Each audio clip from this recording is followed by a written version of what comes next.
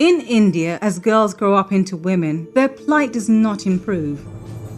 More than 100,000 are murdered each year because they fail to produce sons, or because their new husbands or in-laws are not satisfied with the dowry they received.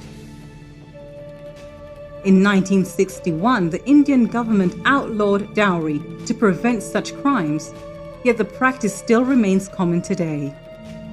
And a majority of dowry-related crimes are never investigated or prosecuted.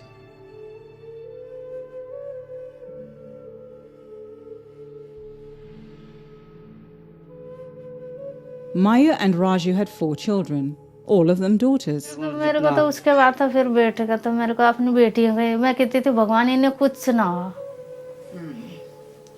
ऐसे बोलती थी तभी भी। हमें बेटी से ज्यादा क्या नाम बेटे से ज्यादा बेटी पे खुशी है हमें बस। As their eldest daughter Latika got older, her parents worried she wouldn't find a man to marry. फिर उसे लड़का दिखाया तो पहले तो पसंद नहीं कर रही थी, फिर बाद में मैंने फिर कहने लगा मुझे अच्छा नहीं लग रहा है लड़का। मैं जिद करते रही नहीं अच्छा है लड़का बोल के। फिर वो कहने लगी जैसे आपको अच्छा लगता है वैसे ही मेरे को तो शादी करके तुम तो मुझे भगा ही रहे हो, मैं तो जाऊंगी। लड़की तो यूं भी बोलती थी कि तुम तो बोझ हटा रहे हो मेरे को अपने सर से। After the man agreed to marry Latika, Maya and Raju collected what they could to put together as a dowry. And so Latika and the man were married. Soon, Latika got pregnant and gave birth to a baby girl. This made Latika happy, but upset her husband. Latika's husband frequently drank too much and would abuse her. Latika, though, not wanting to worry her parents, didn't tell them about the abuse. Then one day, Maya and Raju received word that Latika was in the hospital. तो इतने में जो गाड़ी चलाता है वो कहता है कि नहीं कि वो ना बहुत ज़्यादा सीरियस से बोल नहीं पा रहे। तो मैंने सोचा ये कुछ छुपा रहे, फिर मैं रोने के अलावा कुछ भी नहीं, मैं खूब रोने लगे। By the time Maya and Raju made it to the hospital, it was too late. Latika was dead. कि उसके सिर हिला के देखा तो वो तो यहाँ पे गले पे पूरा निशान पड़ा हुआ है।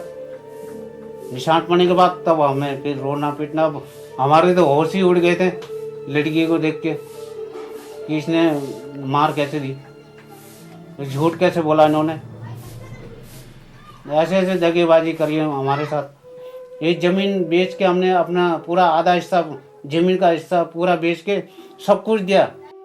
Latika's husband had claimed she had hung herself, but Maya and Raju didn't believe him. The police arrested Latika's husband for the killing of his wife in what is known as a dowry death. But after a few weeks, they let him go. In India, courts frequently ignore dowry deaths and other crimes against women. Now Maya and Raju worry about Latika's baby girl, their granddaughter. They worry for her safety, living with the man who killed Latika. Homes where there is tremendous violence inflicted on women are the same homes where violence is killing girls of 5 and under at an abnormal rate. So it is like the female becomes one of the inadvertent pawns in this resource exchange in a patriarchy. So you can buy her, sell her, keep her, or kill her, however you want. It's like with any resource. So that is the complete dehumanization of females. Dowry and infanticide and feticide go hand in hand. The minute dowry enters a community, everyone becomes greedy for dowry. They think, okay, this is another way of getting a huge amount of money, and they demand huge amounts in dowry. And if they are entitled to get dowry, then they have to give dowry as well. So that becomes reason for them not to have girls and daughters. And so that doesn't matter whether you are very poor or you're very rich. In India, that same logic applies.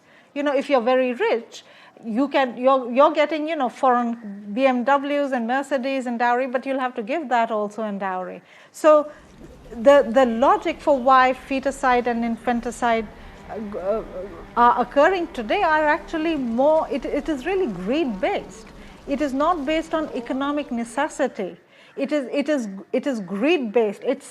Every son is one way of getting money in, and every daughter less is less outflow of money from within a family.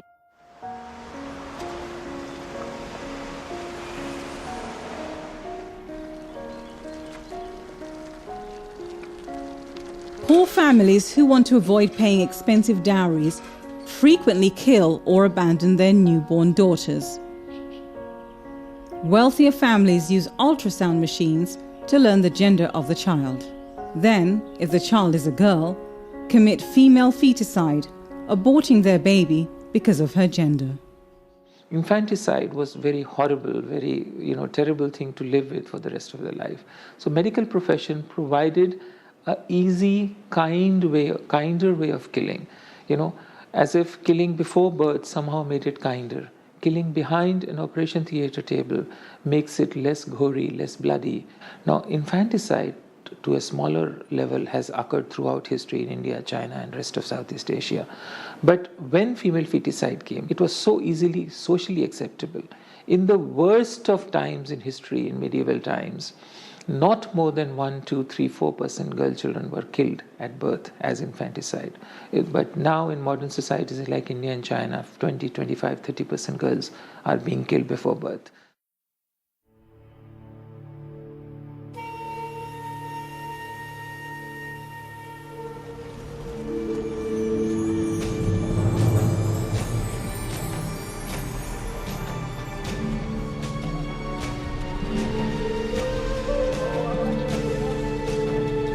The pressure started the moment they came to know that I am carrying twins. The pressure started to get the sex determination test done. Meetu's husband and his mother demanded Meetu get an illegal sex determination test because they feared the twins would be girls. When Meetu refused, they locked her in her room. The next 3 days, I was not given anything to eat or drink. The only thing that was demanded was that they want a sex determination test done and abortion if both babies are females. My mother-in-law told me this in front of my mother that for 1 lakh rupees, we can get 1 baby killed inside my womb. So if they are girls, at least do that. Usually in such cases, when women are pressurized, they give in. They feel that the lesser evil would be to terminate the fetuses, because that way you are protecting your own family, you are protecting your marriage, and at some point of time you can give birth to the so-called son, the one that is wanted, and in the process there would be one happy story and the bad stories would be forgotten. That is why the sex ratio in India has declined. Knowing Meetu was allergic to eggs, her husband and his mother baked a cake made with eggs and fed it to her. When Meetu became ill, she had to be taken to the hospital. There, Meetu's husband and his mother convinced the doctor to secretly perform an ultrasound. When the doctor did, the ultrasound revealed that Meetu's twins were both girls. The demands for abortion intensified. Now there were no demands for sex determination. Now the demand was for abortion.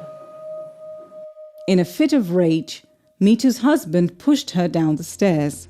Then she was locked in a room, injured and bleeding, in hopes she would miscarry. But Meetu was determined to have her daughters.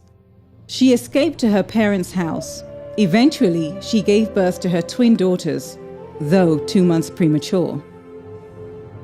She had not told her parents everything. Her parents, who are her support group now, she had not even told them. That's a very common story in India, that women do not tell anybody, and especially in their own families, because being unsuccessful in a marriage is not only about the woman's own status, it's also about her own family status. So they would be looked down upon. There would be a certain amount of social ostracism. That is why Dowry Prohibition Act sometimes fails, because the family would rather pay that dowry to keep the marriage and then have all the violence unleashed on their daughter rather than taking her out from there.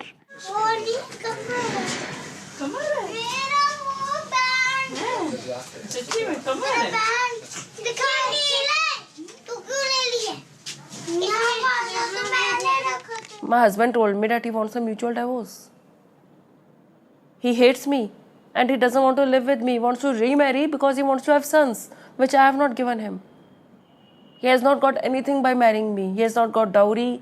He has not got sons. So according to him, I was a useless wife. He wanted to throw me out. Then I think she changed from being a victim to a survivor. I think there was a change in her personality at that stage, and that is not at all common. We have seen a lot of women who probably break the silence, but then they go back. There is some kind of a compensation by the family, or they have been frightened to go back, or they feel that it's better not to go out in the public and do this, so they get back with their families. On 9th of May, I filed a complaint to the PNDT department, which bans sex discrimination. They didn't take any action on it. In order to curb the growing practice of female feticide, India passed the Preconception and Prenatal Diagnostic Techniques Act in 1994. The PCPNDT Act made it illegal for a doctor to determine a fetus gender and for parents to abort a child because she's a girl. According to the PCPNDT, doctors with ultrasound machines must be registered and are required to report whenever they perform an ultrasound and for what reason. But many doctors ignore the law. Families pay these doctors under the table to discover the gender of their child in order to abort the fetus if it is a girl. And though such practices are illegal, the government rarely investigates instances when the law is broken. As a result, sex-selective abortion continues to be common in India.